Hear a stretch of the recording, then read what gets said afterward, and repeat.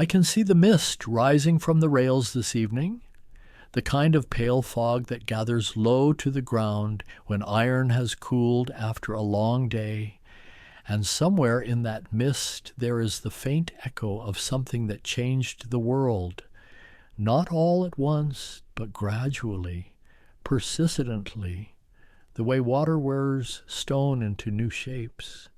There was a time when distance was measured differently, when a journey from one town to another might take days on horseback, weeks by carriage, and the thought of moving heavy goods across a vast landscape seemed almost beyond imagining. Coal sat deep in mines, or rested in the earth, and the energy required to move these things, well, it moved at the pace of horses, of human muscle, of wind-filling sails on canals. But there were people who dreamed in different rhythms, who watched steam rise from kettles and saw not just vapor, but possibility, potential, power waiting to be harnessed, and in workshops scattered across England in the late 1700s and early 1800s, a quiet revolution was taking shape. One that would not announce itself with proclamations or manifestos, but with the hiss of steam, the turn of wheels, the gradual acceleration of progress itself. The night feels particularly still when I think about those early years, when the idea of a self-moving engine seemed almost magical, almost impossible. Inventors and engineers working by candlelight, sketching designs, calculating pressures, imagining what might happen if steam, that invisible force, could be contained, directed, transformed into motion. Picture the English countryside in those days, green hills rolling toward horizons, stone walls dividing fields, and cutting through this landscape. Narrow tracks of iron rails, originally laid for horse-drawn wagons carrying coal from mines to rivers. Simple things, these early railways, just wooden rails sometimes topped with iron plates, and horses pulling loads that would have been impossible to move otherwise. One horse could pull on rails what might take 10 horses to drag over rough roads, and yet, even in this simple system, there was a recognition, a dawning awareness that if somehow, some way, the horse could be replaced with something more powerful, something tireless, something that burned coal to create its own strength, then distance itself might collapse, might become something different, something smaller. I find myself imagining the sounds of those transitional years, the clip of hooves on hard ground, the creak of wooden wheels on iron rails, the voices of men calling out as loads were secured, and beneath it all, in workshops and engine houses, the newer sounds beginning to emerge, the clank of metal being shaped, the roar of fire in experimental boilers, the cautious, careful, almost tentative hiss of steam being released under controlled pressure. Because steam itself was not new, humans had observed its power for centuries, had seen it lift kettle lids, had wondered at its force, but to capture it, to build a vessel strong enough to contain its pressure without exploding, to channel that pressure into rotary motion, into the turning of wheels. This required a particular kind of thinking, a blend of theoretical understanding and practical craft, of mathematical precision and intuitive feel for materials and forces. The stars are visible tonight, scattered across a clear winter sky. And I wonder if those early engineers looked up at the same constellations, pondering the problems they faced, the challenge of creating something that had never quite existed before. Not just an improvement on existing technology, but a fundamental reimagining of how power could be generated, controlled, and applied to the movement of heavy loads across landscape. There were failures. Of course there were failures. Boilers that couldn't maintain pressure, cylinders that wore down too quickly, designs that looked elegant on paper but proved impractical in iron and steam. And yet each failure taught something, revealed some principle, some relationship between heat and pressure, between the diameter of a cylinder and the force it could generate, between the weight of an engine and the adhesion of iron wheels on iron rails. And in this slow accumulation of knowledge, this patient building of understanding through trial and observation and modification, something was emerging, something that would eventually carry goods and people across continents, that would shrink the perceived size of nations, that would make the remote accessible, the distant near, that would create new patterns of commerce and migration, new ways of thinking about time and space and possibility.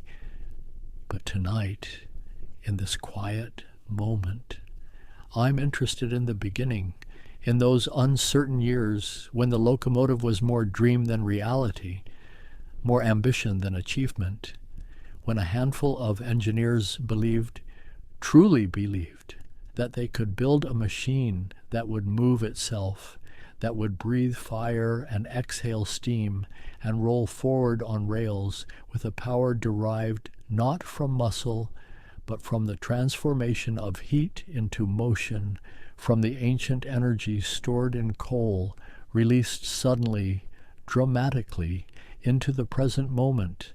The air feels cool, gentle, and in my mind I can almost see the glow of forge fires in those early workshops, can almost hear the sound of hammers shaping metal, can almost sense the mixture of excitement and uncertainty, the knowledge that something significant was being born, even if its full implications couldn't yet be understood.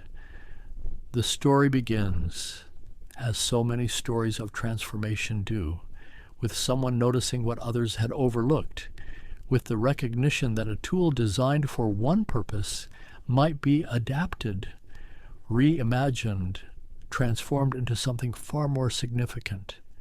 In the coal mines of England, particularly in the north, there had long been a problem, a challenge that grew more pressing as mines dug deeper into the earth.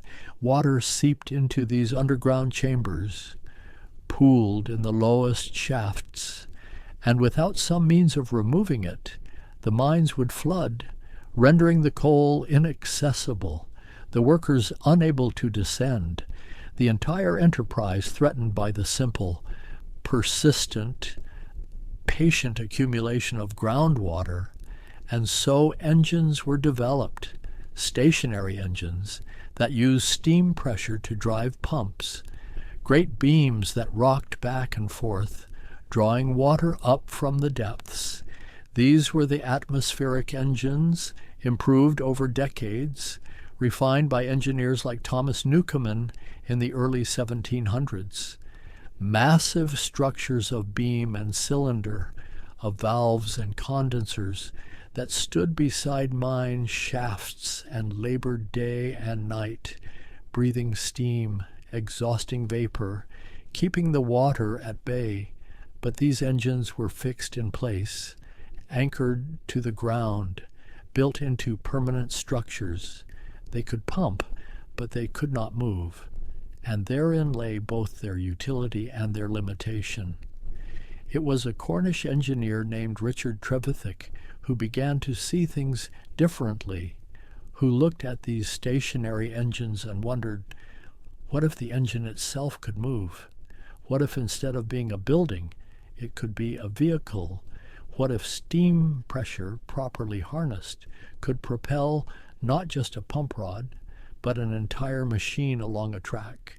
Trevithick was working in the late 1700s in a landscape dominated by tin and copper mines, where steam engines pumped water and hauled ore, and he possessed that particular combination of theoretical knowledge and hands-on experience, the ability to understand pressure and temperature, to calculate forces and design mechanisms, but also to work with metal, to see how components might fit together, to imagine solutions that existed nowhere except in his own mind.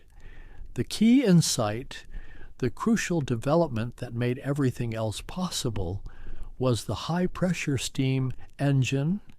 Earlier engines had operated at pressures barely above atmospheric, using the vacuum created by condensing steam to generate force.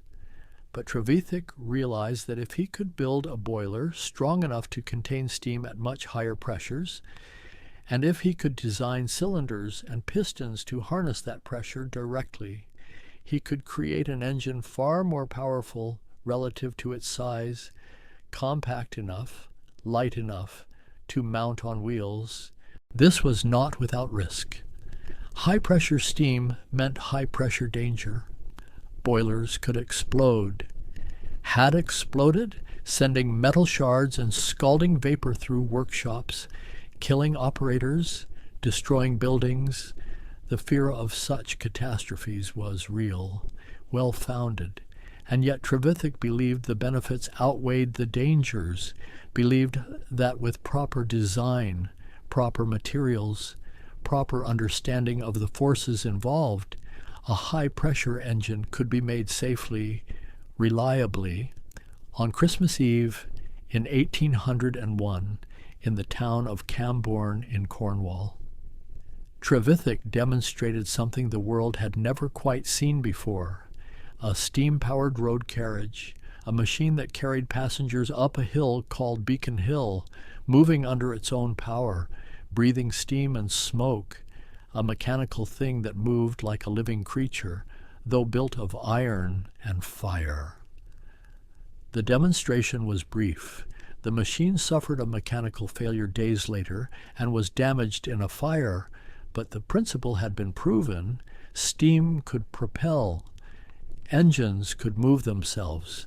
The age of the horse, while far from over, had encountered its eventual successor. But roads were rough, uneven, and the weight of a steam engine, even a compact high-pressure design, was substantial. Wheels sank into mud, got caught on stones. The efficiency was poor, the practical applications limited, and so attention turned to those iron rails, those smooth parallel tracks, already being used in mines and quarries, where a horse could pull remarkable loads because the friction was so much less than on ordinary roads. What if, Trevithick wondered, what if a steam engine ran on rails instead of roads? What if those smooth iron surfaces that made horse-drawn wagons so efficient could also benefit a mechanical engine, allowing it to pull even heavier loads, to move with even greater efficiency? In 1804, at the Penydarren Iron Works in Wales, Trevithick built a locomotive, an actual railway locomotive designed to run on existing tramway rails. It was an ungainly thing by later standards, a cylindrical boiler lying horizontal, a single cylinder driving the wheels through gears, a tall chimney rising from one end. The whole apparatus mounted on a wheeled frame. The purpose was simple: to settle a wager. The ironworks owner had bet 500 guineas, a substantial sum, that Trevithick's engine could haul 10 tons of iron along the tramway from Penydarren to Abercynon, a distance of nearly 10 miles. Skeptics abounded. Many believed the smooth iron wheels would simply slip on smooth iron rails, that there wouldn't be enough grip, enough adhesion to pull such a load. But on February 21st, 1804, the locomotive moved, slowly, cautiously, pulling its load of iron, plus 70 men who had climbed aboard to witness this moment. It traveled the full distance, taking just over 4 hours, averaging nearly 5 miles per hour, proving beyond doubt that iron wheels on iron rails could indeed generate sufficient friction, that steam power could be applied to railway transport, that a new era was technically feasible. And yet, and this is the curious thing about innovation, proving something is possible and making it practical are two very different achievements. Trevithick's locomotive was too heavy for the rails it ran on. The cast iron rails broke under its weight. The tramway owners were not pleased. And though the technical success was undeniable, the commercial application remained elusive. Trevithick built other locomotives, demonstrated them in London, created a circular track near Euston Square where the public could pay to ride behind a steam engine, calling the exhibition "Catch Me Who Can." But public enthusiasm didn't translate into industrial adoption. The technology was proven, but not yet refined, not yet matched to the right application, the right infrastructure, the right economic conditions. For a time, the locomotive remained a curiosity, a mechanical wonder that existed on the margins of practical transportation. Colliery owners continued to use horses. Canal operators continued to rely on barges. The existing systems worked well enough, and the investment required to build railways specifically designed for steam locomotives, railways with stronger rails, better gradients, purpose-built infrastructure, seemed daunting, uncertain, risky. But in the coal fields of northeastern England, particularly around Newcastle and the surrounding regions, the problem of coal transport was becoming acute. The mines were producing enormous quantities. The demand in London and other cities was growing, and the existing methods, horses on wooden wagonways, boats on rivers and canals, were reaching their limits. Capacity constraints were real. Costs were high, and there was a growing recognition that whoever could solve the transport problem, whoever could move coal more efficiently from mine to market, would gain tremendous advantage. It was in this environment, this landscape of economic pressure and technical possibility, that a new generation of engineers began working with locomotives, not as curiosities, not as demonstrations of principle, but as practical tools, as machines that needed to be reliable, efficient, economically viable. Among these engineers was a man named William Hedley, who in 1813 designed a locomotive called Puffing Billy for the Wylam Colliery. It was a more refined machine than Trevithick's earlier attempts, with better weight distribution, improved mechanical reliability, and it worked, truly worked, hauling coal wagons day after day, proving that a locomotive could be not just a technical success, but an operational asset.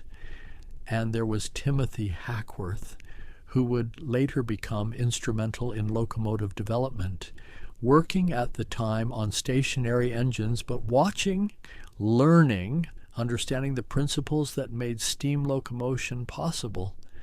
But the figure who would come to dominate this era, who would take the scattered innovations and experimental machines and transform them into a coherent, practical, revolutionary system, was a man named George Stephenson, born in 1781 in Wylam, Northumberland, into a world where coal and steam were already reshaping the landscape, where the marriage of the two would soon reshape the world.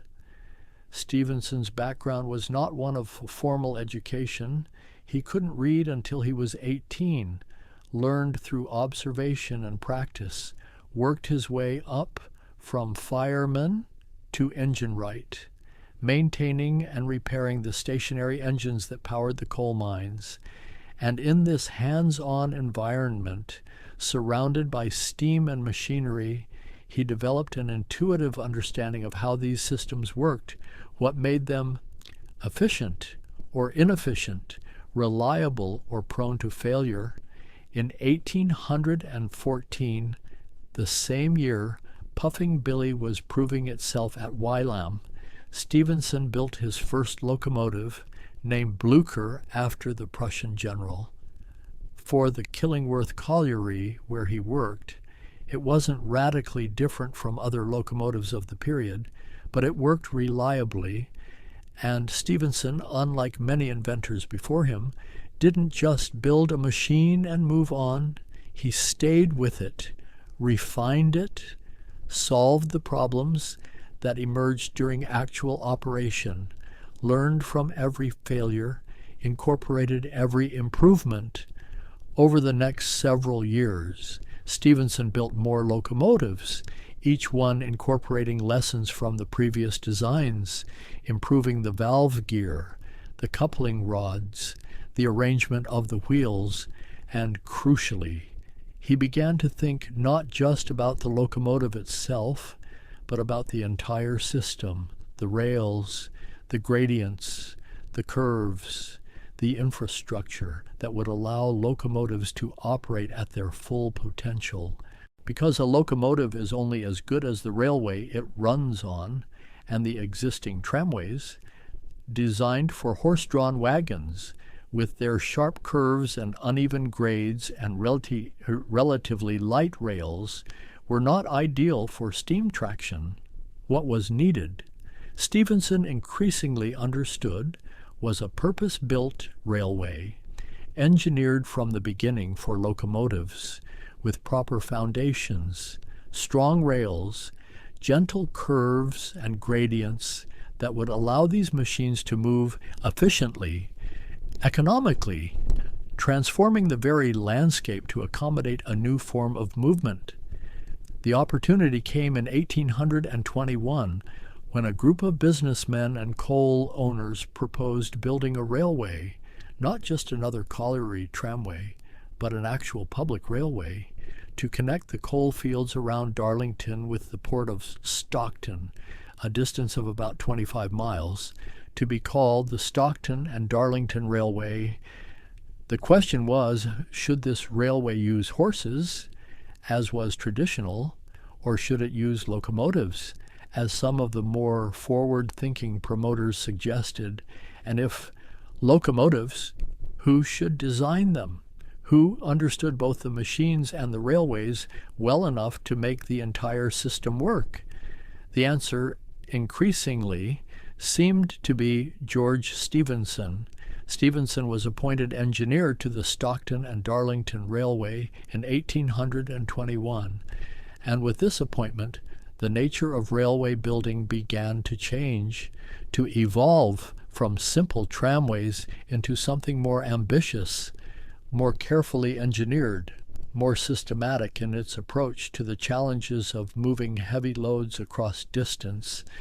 The work required was immense, surveying the route, determining the optimal path between collieries and coast, calculating gradients that would allow loaded wagons to descend by gravity, while empty wagons could be pulled back up by horses or stationary engines, or increasingly in Stephenson's vision, by locomotives capable of hauling trains in both directions.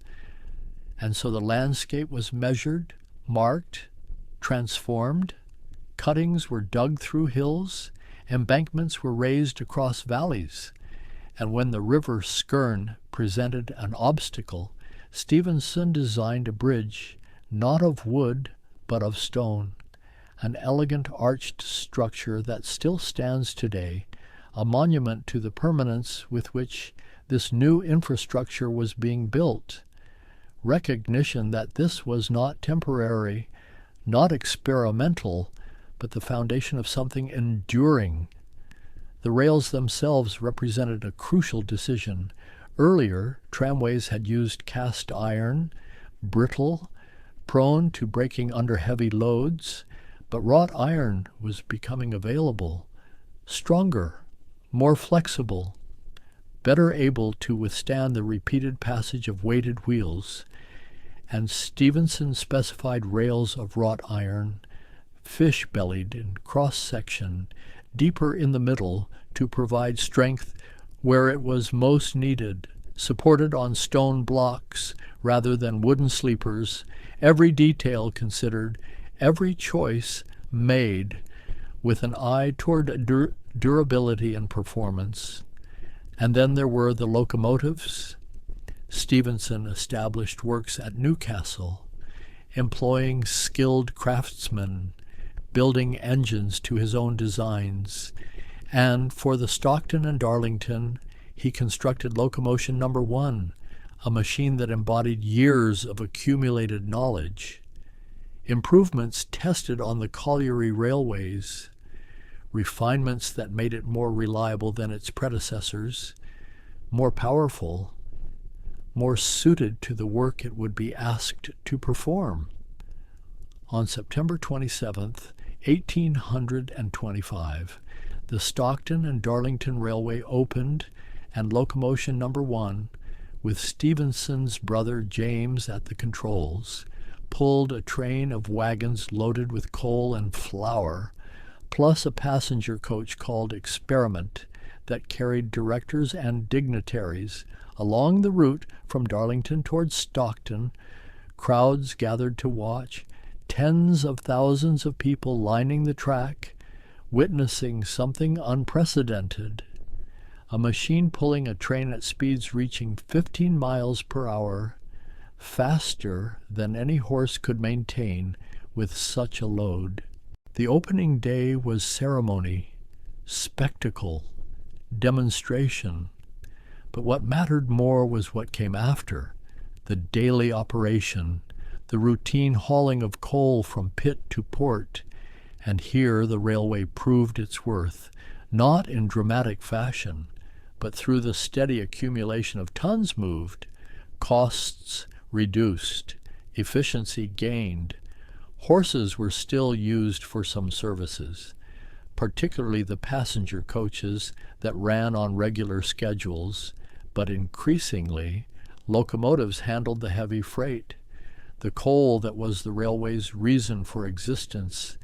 And yet, even as the Stockton and Darlington demonstrated that railways could work, that they could operate profitably, that steam locomotion was practical for freight, there remained skepticism about passenger service, about whether people would want to ride behind these noisy, smoky, somewhat unpredictable machines, whether the speed would be tolerable, whether the public would embrace this new form of travel.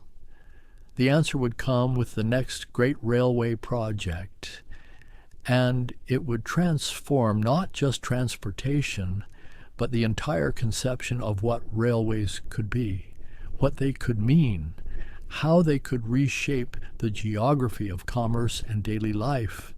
Liverpool and Manchester, two cities barely 30 miles apart, yet separated by difficult terrain, by the lack of good roads, by a canal monopoly that charged high rates and suffered from frequent delays. Liverpool was a great port, gateway to Atlantic trade, while Manchester was becoming the world's first industrial city, its cotton mills driving the British economy, and the movement of raw cotton from port to mills, of finished goods from mills to port, was a constant bottleneck, a limitation on growth, a problem crying out for solution. Various proposals had been made, canal improvements, new roads, but a group of merchants and industrialists, frustrated by the existing system, began to consider something more radical, a railway, not just for coal like the Stockton and Darlington, but for general freight and passengers, a railway that would compete directly with the canals, that would offer faster, more reliable, more economical service. The challenge was significant. The terrain between Liverpool and Manchester included chat moss, a vast peat bog that many believed impossible to cross with any kind of permanent way. There were hills requiring deep cuttings, valleys requiring high embankments, and there was fierce opposition from canal owners, from turnpike trusts, from landowners who didn't want locomotives crossing their estates, from those who feared the railways or who benefited from the existing transport system. But George Stephenson, appointed chief engineer in 1826, believed it could be done, and he set about proving it, surveying routes, planning the engineering works, and when Parliament held hearings on whether to authorize the railway, Stephenson testified, though his thick Northumbrian accent and lack of formal education made him vulnerable to withering cross-examination by canal company lawyers who sought to paint him as unqualified.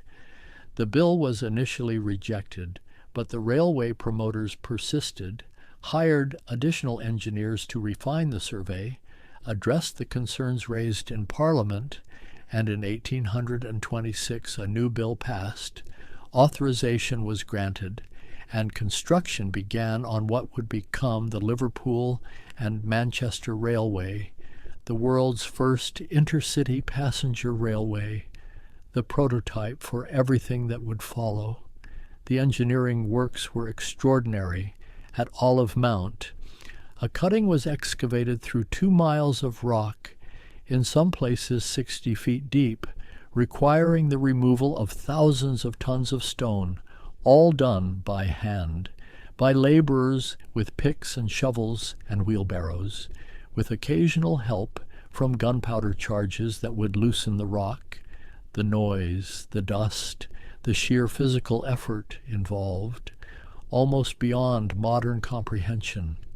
At Sankey Brook, a viaduct was required, 9 arches spanning the valley, 50 feet high, built of brick, some 20 million bricks in total, each one laid by hand, the structure massive, permanent, designed to carry not just the railways of that moment, but the heavier trains and higher speeds that might come in future years. And Chatmoss, the peat bog that skeptics insisted would swallow any railway attempted across it. Stephenson conquered through persistence and ingenuity, floating the railway on a bed of heather and branches, layering material until a stable foundation emerged, draining water, gradually building up the embankment until rails could be laid across ground that had seemed impassable, proving that engineering could overcome nature's obstacles, that careful study and determined effort could solve problems that appeared insoluble. But perhaps the most significant decision, the choice that would define not just this railway but the future of rail transport, concerned motive power. Should the Liverpool and Manchester use stationary engines with cables that would haul trains between fixed points, or should it use locomotives, mobile engines that would travel with the trains they pulled? The debate was real. Stationary engines were proven, reliable. Their power output was predictable, whereas locomotives were still relatively new, somewhat experimental, their long-term reliability uncertain. Many of the railway's directors favored the stationary engine approach, the conservative choice, the safe choice, but Stephenson advocated for locomotives, believing they offered greater flexibility, easier operation, better economics, and to settle the question, to demonstrate what locomotives could achieve. The railway directors organized a competition, the Rainhill Trials, held in October of 1829, where locomotive builders would compete to show whose engine was fastest, most reliable, most economical, capable of meeting the demanding specifications set forth by the railway company. The trials were held on a level stretch of completed track near Rainhill, and they became a public spectacle. Thousands of people gathering to watch these mechanical marvels compete, to see which would prove superior, which would earn the right to power the new railway. Several engines were entered, some serious contenders, others more fanciful. There was cycloped, essentially a horse on a treadmill, quickly disqualified. There was perseverance, damaged in transit and unable to complete the trials. And there were 3 serious competitors: Sans Pareil, built by Timothy Hackworth; Novelty, built by John Braithwaite and John Erickson; and Rocket, built by George Stephenson and his son Robert, who had been studying engineering formally, bringing theoretical knowledge to complement his father's practical experience.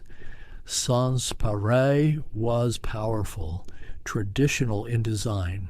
Similar to earlier Stephenson locomotives, it performed well initially but suffered mechanical failures.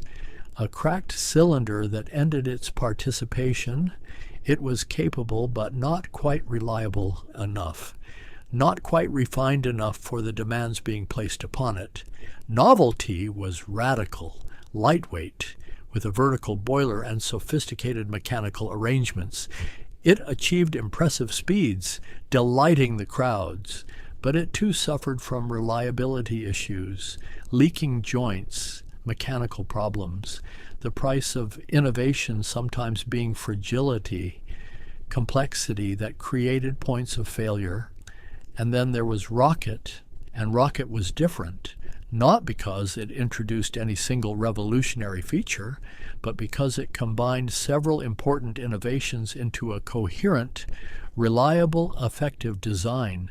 It had a multi-tube boiler with 25 copper tubes running through the water, dramatically increasing the heating surface, allowing more efficient generation of steam. It had a blast pipe, directing exhaust steam up the chimney, creating a draft that drew air through the firebox, intensifying combustion.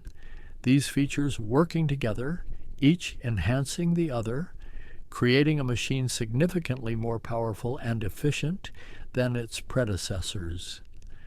Over several days, Rocket performed, hauling weighted trains back and forth along the trial section, maintaining required speeds, proving reliable, economical, superior.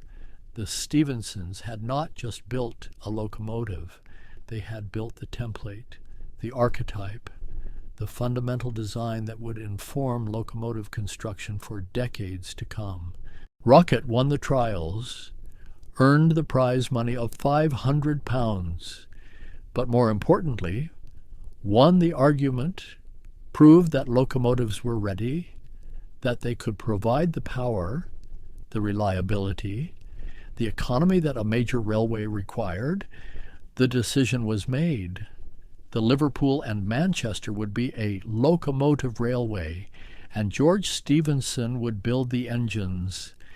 The railway opened on September 15th, 1830, with grand ceremony, the Duke of Wellington attending, 8 trains carrying dignitaries, crowds lining the route, and tragedy too, for William Huskisson, a member of Parliament, was struck by rocket during the opening ceremonies, becoming the first person killed by a railway locomotive. A sobering reminder that this new technology carried risks as well as benefits, that speed and power demanded respect, caution, new ways of thinking about safety and operation. But despite this tragedy, the railway was an immediate success. Passenger numbers exceeded all projections. Within weeks, the trains were carrying hundreds of people daily between the two cities, traveling in an hour and a half what had previously taken 4 or 5 hours by coach. The fare was affordable, the service regular, and people embraced it, not with fear or reluctance, but with enthusiasm, with excitement at this new experience, this new velocity of life, and the implications rippled outward. Other cities looked at Liverpool and Manchester and saw possibility, saw opportunity. Railway schemes were proposed across Britain. Investors eager to fund construction, engineers eager to build, a railway mania beginning to take hold. The recognition that this technology was not just viable, but transformative, that it would remake the landscape, the economy, the very experience of distance and time. The 1830s saw railway construction accelerate across Britain, lines radiating outward from London, connecting cities that had never known such intimate contact. Birmingham, Bristol, Southampton, each new railway requiring its own Acts of Parliament, its own surveys and negotiations, its own monumental engineering works. And at the center of much of this expansion was George Stephenson and his son Robert, consulting on routes, designing locomotives, establishing the standards that would define railway practice. One of the most significant decisions, one that seems almost mundane yet had profound consequences, was the choice of gauge, the distance between the rails. Early railways had used various gauges, whatever seemed appropriate for local conditions. But as networks began to connect, the need for standardization became apparent. Trains needed to run from one railway onto another, through carriages needed to traverse multiple companies' lines, and inconsistent gauge would make this impossible. Stephenson favored 4 feet 8.5 inches, the gauge he had used on the Stockton and Darlington and Liverpool and Manchester, a measurement derived from the old wagon ways of Northumberland, where wheel spacing had been determined by the width of carts, which in turn may have descended from Roman chariot widths, ancient patterns, perpetuating into the industrial age. And as Stephenson's influence spread, as railways across Britain adopted his gauge, it became the standard, eventually termed standard gauge, the width that most of the world's railways would follow, though not all. Isambard Kingdom Brunel, engineer of this great Western Railway connecting London to Bristol, believed a broader gauge would allow for greater stability, higher speeds, more comfortable travel, and he built his railway to 7 feet and a quarter-inch gauge, creating a magnificent engineering works, the Box Tunnel, nearly 2 miles long through the Cotswold Hills, and locomotives designed specifically for this broader track, achieving speeds and smoothness that Brunel believed vindicated his choice. But the incompatibility created problems. Passengers and freight traveling between standard gauge and broad gauge railways had to change trains. Goods had to be unloaded and reloaded, and as the standard gauge network grew larger, more extensive, the broad gauge became increasingly isolated. Eventually, the Great Western would be forced to convert, to abandon Brunel's vision in favor of compatibility, standardization proving more valuable than theoretical superiority. The locomotives themselves evolved rapidly during these years. Robert Stephenson, taking increasing control of the locomotive works as his father focused on railway surveying and promotion, designed engines that were more sophisticated, more powerful, more refined than Rocket had been, the Planet class, the Patentee class, incorporating improvements in valve gear, in boiler design, in the arrangement of cylinders and wheels, each generation of locomotives learning from the previous, incorporating the lessons of operation, the knowledge gained from thousands of miles of running, and other engineers contributed their innovations. Timothy Hackworth continuing to develop locomotives in the Northeast, experimenting with different cylinder arrangements, different approaches to generating and using steam, and across the Atlantic, in America, engineers adapted British designs to local conditions, to lighter rails and tighter curves, to the vast distances and different economic constraints of a newer, less densely settled land. The 1840s saw railway construction reach a fever pitch, particularly in Britain, where what became known as railway mania gripped investors and promoters alike. Schemes were proposed to connect virtually every town of consequence, some sensible and well-planned, others wildly optimistic or outright fraudulent, and vast sums of money were invested, fortunes made and lost, as the railway network expanded from hundreds of miles to thousands. The social impact was becoming apparent. Farmers could send fresh milk to distant cities, arriving before it spoiled. Fish caught in the morning could be in London by evening. Newspapers printed in the capital could reach provincial towns the same day. Information, goods, people, all flowing faster than ever before. The friction of distance reduced, though never eliminated, the locomotive shrinking Britain, making it more unified, more interconnected, more aware of itself as a single space rather than a collection of isolated localities. And the experience of railway travel itself was becoming normalized, no longer a novelty, but a routine part of life for millions.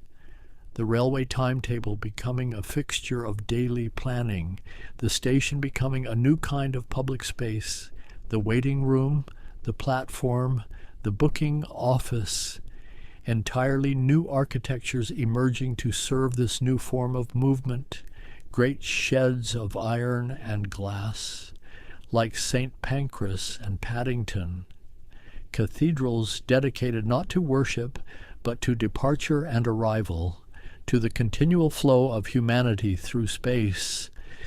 The locomotives of mid-century were larger than their predecessors, more powerful, capable of hauling longer trains at higher speeds. Engineers had learned to build bigger boilers, to use steam more efficiently, to design wheel arrangements that distributed weight while providing traction. The classic configuration emerging, with a leading truck of small wheels for guidance, large driving wheels for speed and power, and trailing wheels to support the firebox, each element serving its purpose, the whole machine a study in functional elegance. But even as railways reached their zenith in Britain, becoming the dominant form of land transport, the most visible symbol of industrial progress, they were spreading globally to Europe, where France and Germany and Italy built networks connecting their territories, to India, where British engineers laid tracks across vast distances, serving colonial administration and commerce, to the Americas, where railways would play a crucial role in westward expansion, in the binding together of a continent. In the United States, the railway took on particular significance, a tool of nation building, of manifest destiny.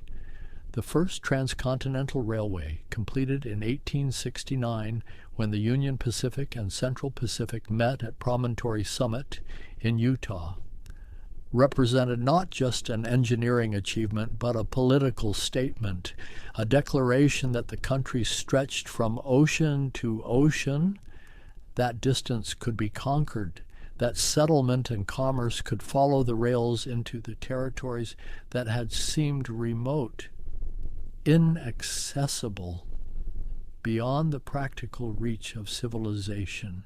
The locomotives that hauled trains across America were different from their British cousins, adapted to local conditions, to steeper grades and sharper curves, to lighter rails and rougher roadbeds.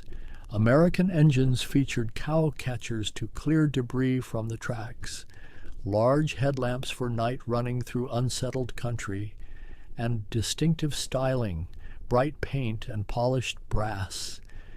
Names and numbers proudly displayed, each locomotive an individual, a personality, not just a machine, but a character in the drama of expansion.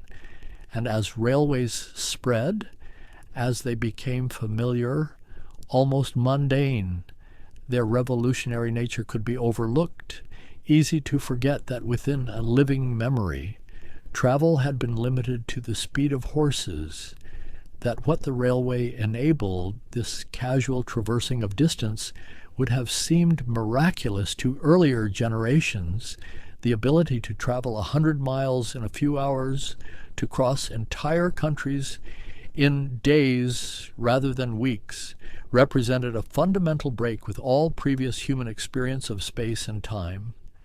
The late 19th century saw locomotives grow larger still, more powerful, capable of hauling longer trains, heavier loads, freight locomotives with many driving wheels for traction, passenger locomotives with large drivers for speed, specialized designs for mountain grades, for suburban service, for switching in yards, the locomotive evolving into many forms, each adapted to particular tasks, particular conditions, and the technology continued to advance.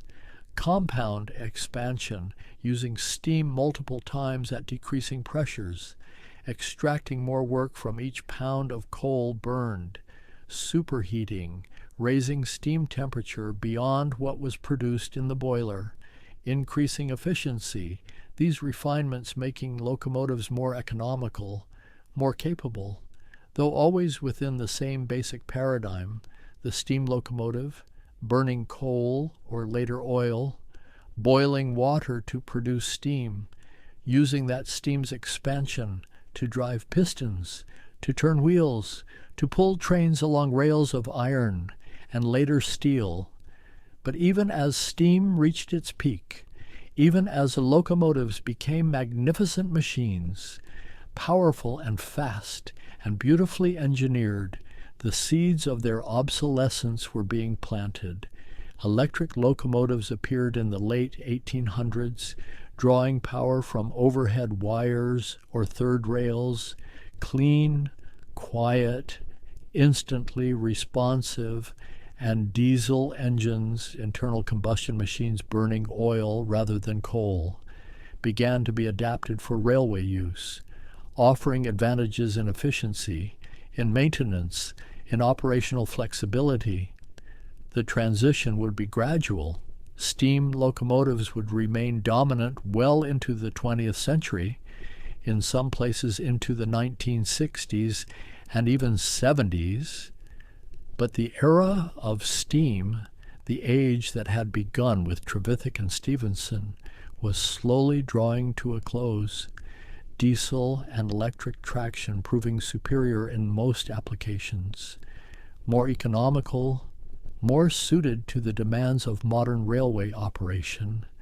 And yet, the steam locomotive, even in retirement, even as museum pieces or heritage railway attractions, retained a hold on the imagination.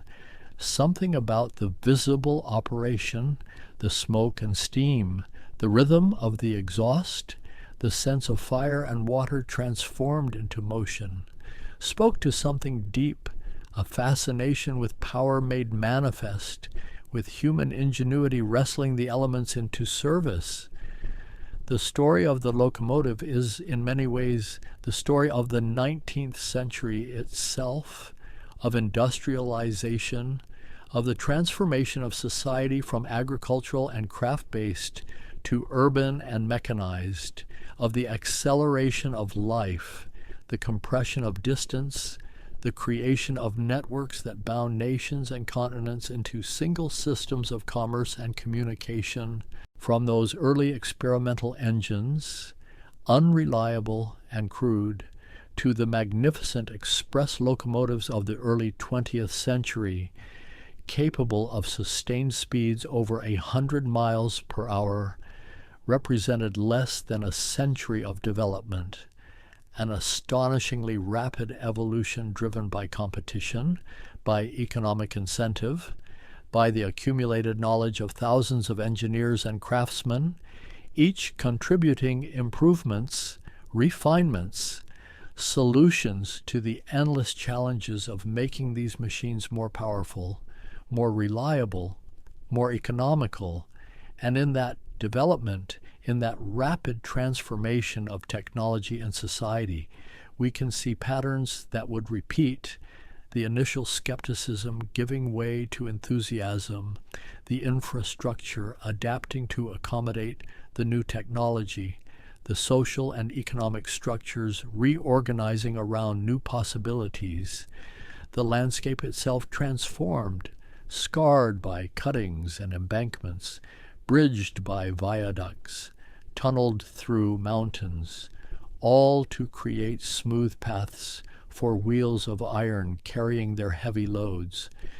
The locomotive changed what it meant to travel, what it meant to send goods to market, what it meant to live in one place and work in another. It made suburbs possible, made fresh food available year-round in cities, made tourism accessible to the middle classes, made migration easier, both within countries and between them. It was both servant and shaper of the industrial age, responding to its needs while simultaneously creating new possibilities, new patterns of life and commerce that hadn't existed before, couldn't have existed before. These machines made them real. And perhaps what's most striking when we consider the locomotive from this distance is how thoroughly it represented a shift in human relationship with power itself. For millennia, power had meant muscle, human or animal, or it had meant natural forces harnessed passively, wind-filling sails, water-turning wheels, forces borrowed but not fundamentally transformed. But the locomotive, the steam engine more broadly, represented something different: the deliberate, controlled, sustained conversion of chemical energy into mechanical work, humans learning to unlock the ancient sunlight stored in coal, to release it not in a single burst like gunpowder, but gradually, continuously, under control, feeding it into motion, into the turning of wheels, into useful work performed hour after hour, day after day. This was alchemy of a sort, not the medieval dream of turning lead to gold, but something perhaps more profound, turning heat into motion, understanding the principles deeply enough to design vessels that could contain the pressures, mechanisms that could channel the forces, systems that could regulate and sustain the process without destroying themselves in the attempt. And in learning to do this, in mastering steam, engineers were also learning thermodynamics, the science of heat and energy. Even before the formal laws were articulated, they were discovering through trial and error, through careful measurement and observation, the principles that govern how energy flows, how efficiency can be improved, how waste can be minimized. Practical knowledge preceding theoretical understanding, hands teaching minds. The locomotive embodied paradoxes. It was both powerful and fragile, capable of pulling tremendous loads yet vulnerable to mechanical failure. A cracked cylinder, a leaking valve, a worn bearing could disable a machine that otherwise seemed almost invincible. And so reliability became as important as power. consistency as valuable as peak performance. The machine that worked day after day, year after year, proving more useful than one that achieved spectacular results, but frequently failed. There was beauty in them, too, not always recognized in their working days when they were simply tools, machines doing jobs, but beauty nonetheless in the proportion of driving wheels to boiler, in the arrangement of motion, connecting rods and valve gear, moving in precise choreography, every component serving its function while creating patterns of movement that please the eye, function and form unified, engineering as a kind of sculpture, though sculpture that happened to move, to breathe steam, to pull trains across continents, and the sounds, the particular music of steam locomotion, the chuff of exhaust synchronized with wheel rotation, varying in tempo as speed increased or decreased, the hiss of steam escaping from cylinders, the clank of couplings taking up slack, the whistle, that distinctive voice announcing approach, warning of crossings, expressing in its variations something almost like emotion, triumph, warning, farewell, each whistle unique, each locomotive recognizable by those who knew them, by the engine men who spent their working lives in intimate contact with these machines. For there was a craft to operating a locomotive, a skill that went beyond simply understanding the controls. Experienced engine men could feel their machine, sense when something wasn't quite right.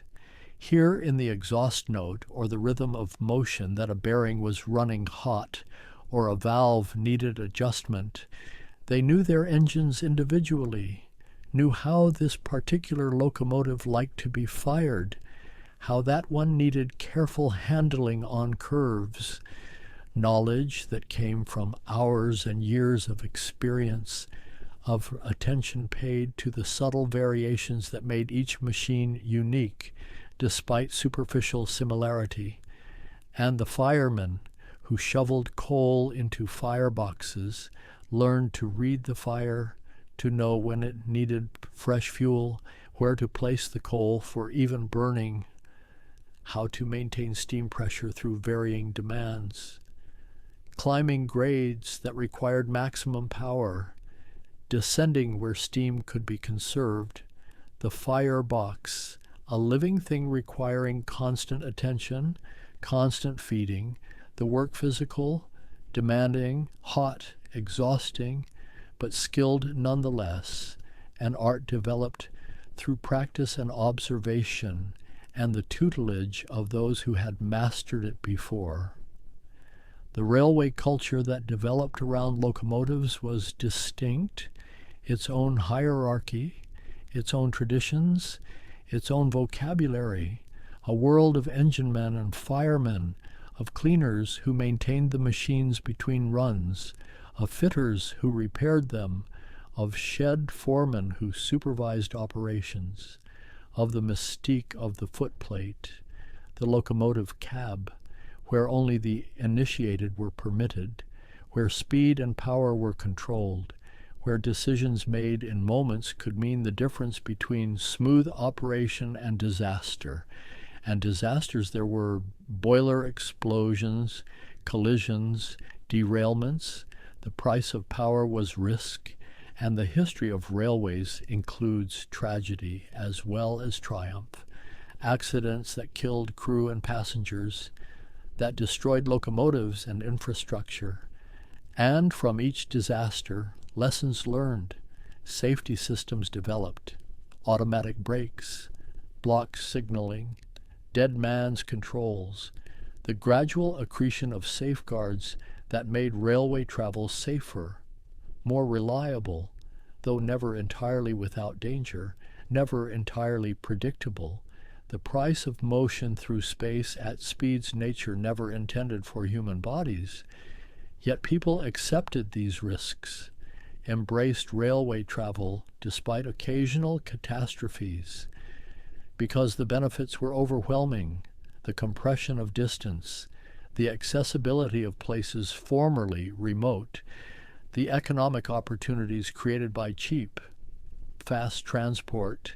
These outweighed the dangers, just as people later would accept the risks of automobile travel, of aviation, trading safety for mobility, for the expansion of possibility that rapid transport enables. The locomotive's influence extended beyond transportation.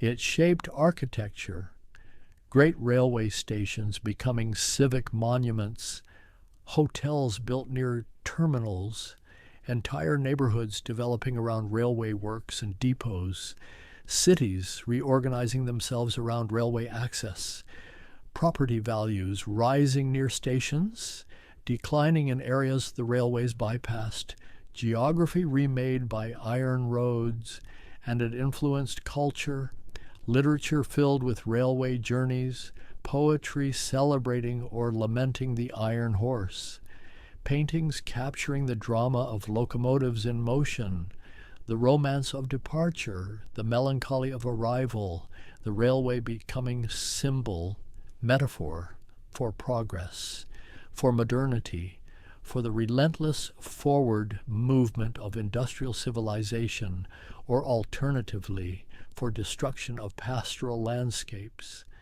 for the mechanization of life, for speed pursued at the expense of contemplation, the locomotive meaning different things to different observers, but meaning something to all, too significant, too transformative to ignore. In the quiet of tonight, thinking about these machines, about their rise and their gradual replacement by newer technologies, there's something almost poignant, the way they embodied an entire era, the way their decline marked the end of something, not just a technology, but a relationship with technology, visible, comprehensible, driven by fire and water, by principles a dedicated observer could understand just by watching, unlike the electric motors and diesel engines that replaced them, closed systems, their operation invisible, mysterious, efficient, but less engaging to human imagination. Perhaps that's why preserved steam locomotives, heritage railways, enthusiast groups maintain such dedication to keeping these machines alive, running them on special occasions, maintaining the skills required to operate them, not from nostalgia alone, though nostalgia plays its part, but from recognition that something valuable exists in the direct, visible, almost organic operation of a steam locomotive, the sense of connection between fuel and fire and steam and motion, a chain of causation you can observe, can feel, can understand in your body as well as your mind. The story of the locomotive is complete now, in the sense that its era has passed.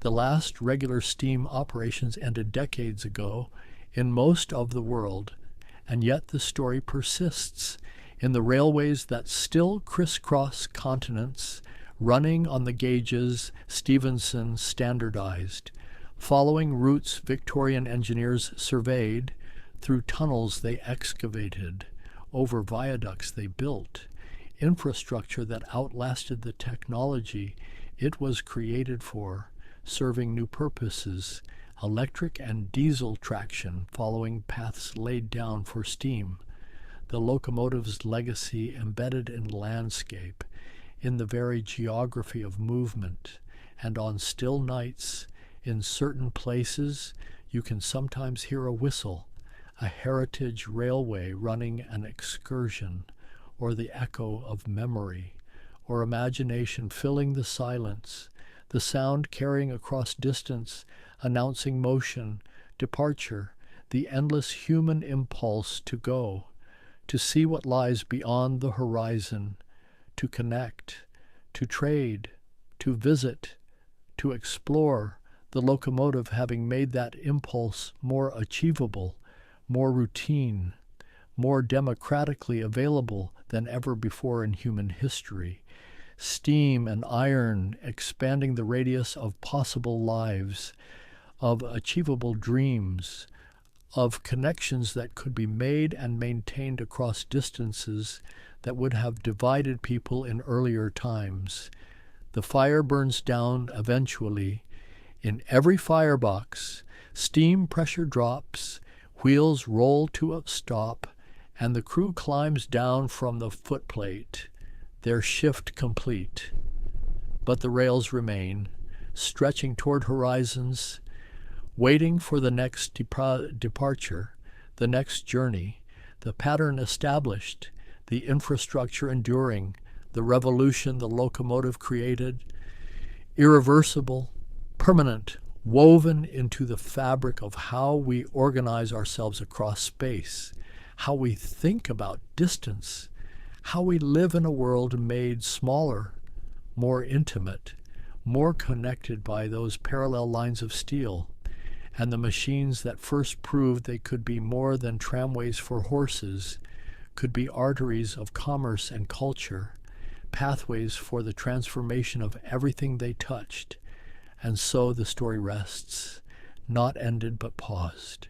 The locomotives mostly still now, preserved, remembered, honored for what they accomplished, for how they changed the world, for the beauty they embodied, for the skills they required, for the era they defined, standing in museums or running occasionally on heritage lines, ambassadors from a vanished age, reminders of what can be achieved when vision meets determination, when engineering serves human needs, when innovation transforms not just technology, but society itself. The locomotive, first machine to move itself, to carry humanity into modernity, to prove that distance could be conquered, time compressed, the world made navigable in ways previously unimaginable, its work complete, its legacy enduring, its story told. The night deepens, and somewhere in memory or imagination, a whistle sounds faint, distant, carrying across years as once it carried across miles. The voice of the locomotive, calling, fading, becoming part of the silence from which it emerged, part of history, part of the long dream of progress and transformation, part of us forever.